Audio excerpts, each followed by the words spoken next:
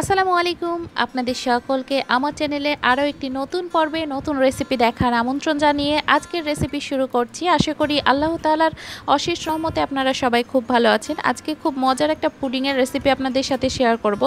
আজকে আমি তৈরি করব ম্যাঙ্গো পুডিং। ম্যাঙ্গো পুডিং বানানোর জন্য প্রথমে আমি ক্যারামেল তৈরি করে নিব। এই জন্য আমি যে বাটিতে পুডিং সেট করব, পুডিংটা বানাবো, সেই বাটিতে আমি 2 টেবিল চামচ চিনি আর 1 টেবিল চামচ পানি দিয়ে চুলায় বসিয়ে দিয়েছি। চুলার আঁচটা রেখেছি মিডিয়াম টু লো হিটে। এখন আমি ক্যারামেল তৈরি করে নিচ্ছি। দেখতেই পাচ্ছেন ক্যারামেলের কালার ধীরে ধীরে চলে আসছে।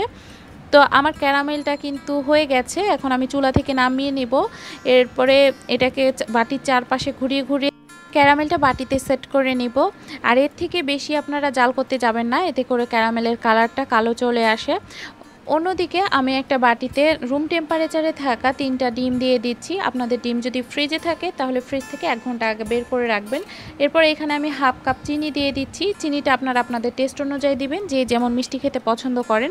এখন ভালোভাবে চিনি এবং ডিমটা ভালো করে মিক্সড করে নিব। এবার আমি এখানে তরল দুধ দিয়েছি 1.5 কাপ। এখানে আমি ঘন তরল দুধ দিয়ে দিলাম 1.5 কাপ। এরপরে আর একটু মিক্সড করে নিলাম। দিয়ে দিচ্ছি এখানে 1/3 কাপ পাকা মিষ্টি আমের পিউরি। আর এই আমটা আমি কোনো কিছু ছাড়াই ব্লেন্ড করেছি, পানি ছাড়াই ব্লেন্ড করেছি। 1/3 কাপ এখানে আমি আমের পিউরি দিয়েছি। চেষ্টা করবেন আপনারা খুব মিষ্টি আম নিতে।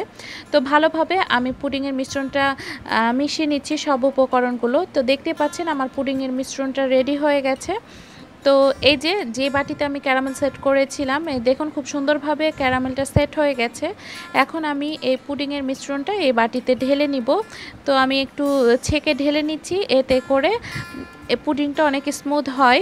তো এবার আমি ঢাকনা দিয়ে ঢেকে পুডিংটা কুক করে নিব। চুলায় আমি একটা পাতিলে করে পানি বসিয়ে দিয়েছি আর বাটিটা এখন বসিয়ে দিচ্ছি। দেখতেই পাচ্ছেন বাটির কিন্তু অর্ধেকের নিচে পানি আছে, এভাবেই পানি দিতে হবে। এরপর ঢাকনা দিয়ে ঢেকে মিডিয়াম টু লো হিটে প্রায় 30 মিনিট মতো আমি এই পুডিংটা কুক করেছি।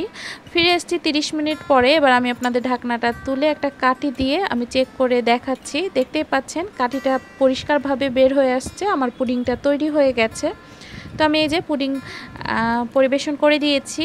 তো দেখতে পেলেন কত সহজে খুব মজাদার এই ম্যাঙ্গো পুডিংটি তৈরি হয়ে গেল। এবার আমি আপনাদের কেটে দেখাচ্ছি। দেখুন কত সুন্দরভাবে এই পুডিংটা তৈরি হয়েছে। আশা করি আমার এই রেসিপিটি আপনাদের ভালো লেগেছে। ভালো লাগলে লাইক, শেয়ার, কমেন্ট করতে ভুলবেন না। আরও নতুন নতুন রেসিপি পেতে আমার চ্যানেলের সাথেই থাকুন। সবাই ভালো থাকবেন। আল্লাহ হাফেজ।